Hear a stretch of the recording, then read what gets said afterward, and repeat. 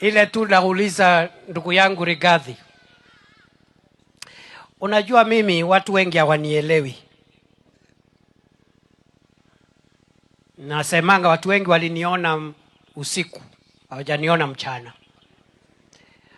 Hayo madharau uko nayo Rigathi, I promise you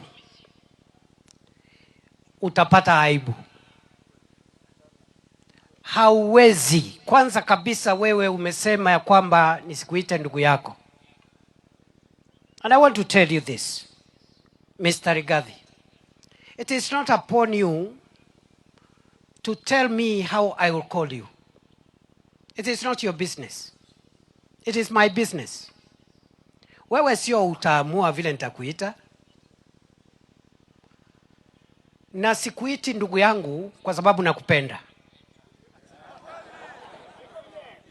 Sikuiti ndugu yangu kwa sababu nakuogopa.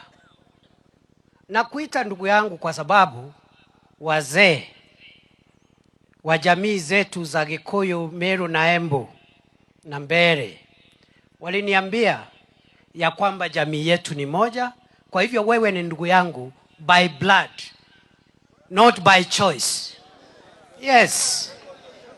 Kwa hivyo ukisikia nakuita ndugu yangu, sio ati nakuogopa, sio ati nakupenda sana, kwa sababu uko na madharau mingi.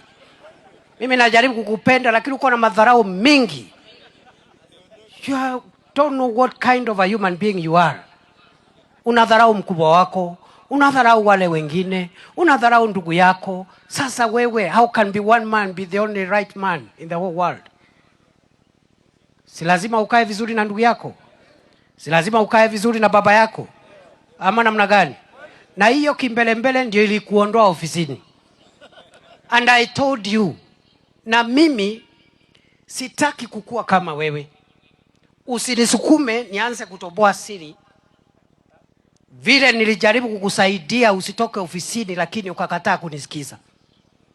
Nimekuja kwako siku mingi nikiwa waziri wa usalama na nikakwambia kaa vizuri na rais, kuwa mwaminifu kwake, ndio kesho hata wewe ukue mdosi, ukue rais wa nchi.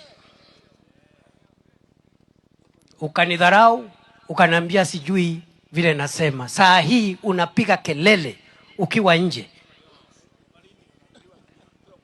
So usinisukume. Nimekwambia wewe, hao watu ambao unazunguka nao ukitafutia viti wakuwe marais. Nasikia umesema sijui Kalonzo ndio rais tutachagua, sijui nani. Wewe endelea na hiyo biashara yako. I have no problem with you. Ungoje next year tukunyoroshe na William Ruto.